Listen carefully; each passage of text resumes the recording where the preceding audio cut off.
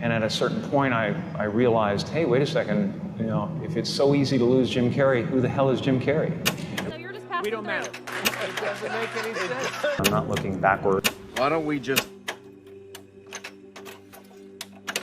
It was more like you're supposed to say, you know, we're important, and you're supposed to say it's all going to be all right, and you're supposed to say that, you know, whatever you dream can come true, and you're supposed to say all those things. I do believe in manifestation, power of that kind of stuff, but I don't believe that any of it matters. You know, this mattering is to me a human construct, born out of a need, the same need as you have to have, you know, deities and things like that. I mean, I believe in an energy of God, an energy of, you know, everything is divine. You know, there's just not, there's no thing that isn't divine. Everything is divine, and I'm that.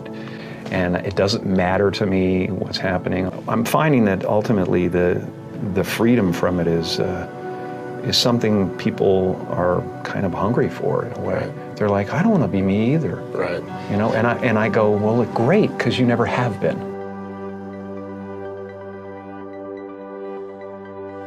I believe that I had to become a famous, you know, idea and get all the stuff that people dream about and accomplish a bunch of things. You know what this means, don't you? You know, that look like success in order to give up my attachment to those things. It's been a part of the evolution of ego is to spend your first half of your life acquiring and adding, thinking you can add to yourself, and it looks great. I mean, it looks great when you got a cool car and you got good, nice clothes, and you know, and you've done something that people admire, but it can never fulfill you. You can never be happy. You know what I mean? It's not where happiness comes from. And you know, I dealt with depression, you know, a few years ago, and people still think, well, he's going through, you can tell he's depressed. It's not. I have no depression in my life whatsoever. Literally none. I have sadness and joy and elation and satisfaction and gratitude beyond belief, but all of it is weather. And it just spins around the planet, you know? It doesn't sit on me long enough to kill me. The happy place is realizing that you're everything, you know, and that there's no real you involved in the first place.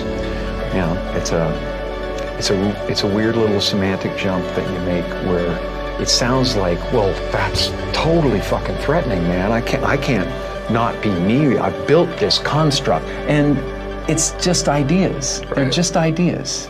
You know, the only thing that separates you from an African American or an African Canadian is an idea. You know, and the weather, the adaptation to the climate, and whatever it is, I don't believe in any of it. And so the feeling of wholeness is a different feeling than meanness. They're all characters that I played, including Jim Carrey, including Joel Barish, including any of those things. They're all characters. You know, Jim Carrey was a less intentional character, right? Because I thought I was just building something that people would like, but it was a character, you know, so it's, you know, I played the guy that was free from concern so that people who watched me would be free from concern. You know, and then at a certain point you go like, okay, well, that's great, but you know, it's like the one thing, like people talk about depression all the time. The difference between depression and sadness is just, you know, from happenstance, whatever happened or didn't happen for you, or you know, grief or whatever it is. And depression is your body saying, fuck you, I don't want to be this character anymore. I don't want to hold up this avatar that you've created in the world. It's too much for me. Right. You know? And you should think of the word of depressed as deep rest. Deep rest. Your body needs to be depressed. It needs deep rest from the character that you've been trying to play. You know? The great and powerful Oz. I'm the great and powerful Oz! How dare you come near me! You know, kind of thing. And you're just the sweaty guy behind the curtain going, it's an amazing metaphor, you know, in that movie.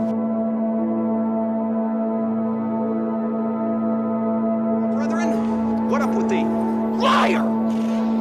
You know what I'm gonna do about this? It's a pretty name, though.